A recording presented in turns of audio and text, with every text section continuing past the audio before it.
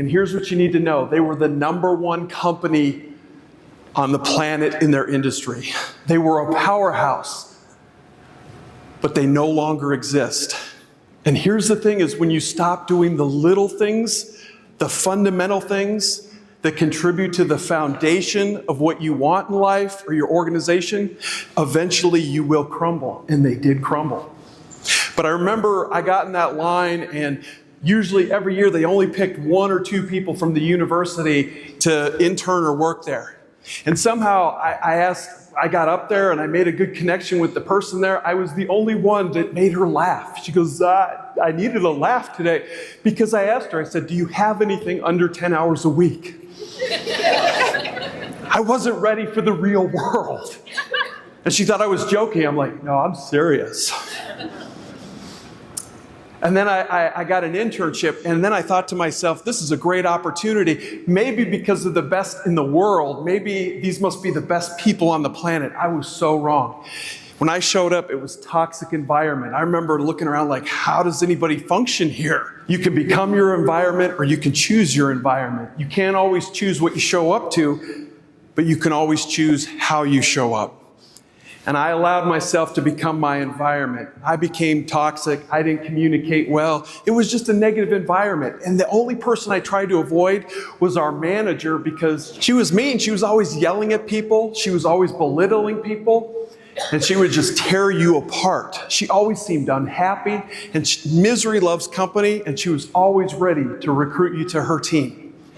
And so I became like my environment. And I remember thinking every day, I want to quit. You know, life is not worth it anymore. I mean, that's what a job can do. It made me physically sick to go to work. And then here's where it changed. The phone rang. And I answered it, and I heard a woman start yelling at me on the other line. She goes, I did not raise you to answer the phone that way. I'm like, you got the wrong number, Mom. And then I was at Sunday dinner, and as we were at Sunday dinner, I told my mom, I said, I can't work there anymore. The people aren't nice.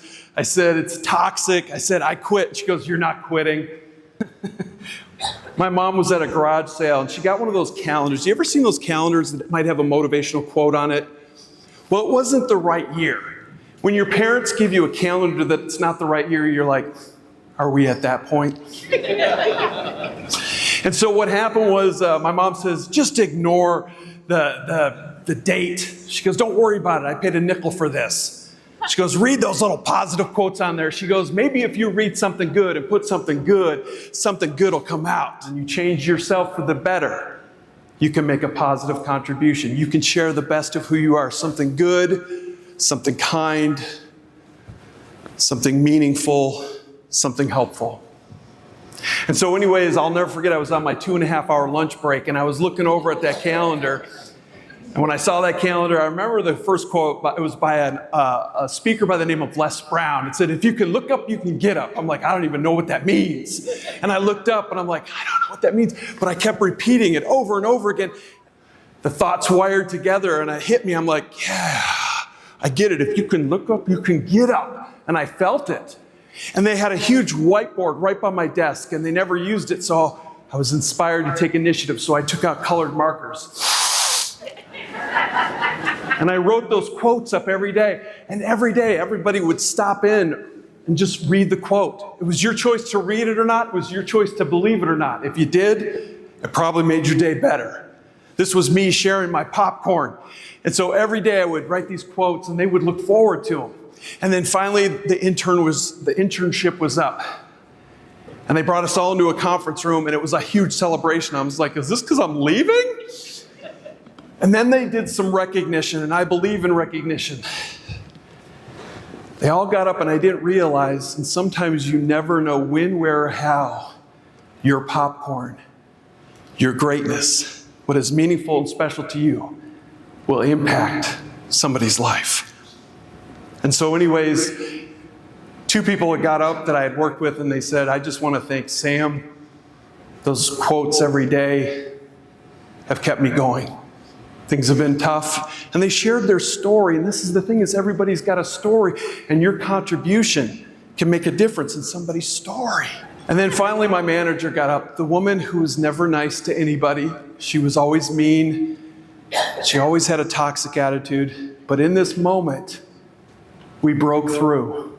The popcorn got to her.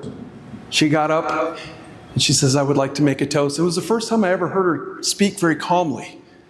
And when you're in a leadership role, there's a lot of stress, a lot of anxiety, a lot of pressure, a lot of expectation, burnout, trying to keep morale up. But in this moment, she showed a little bit of humanness. She said, I just want to thank Mr. Glenn. Because of him, today I am now pregnant.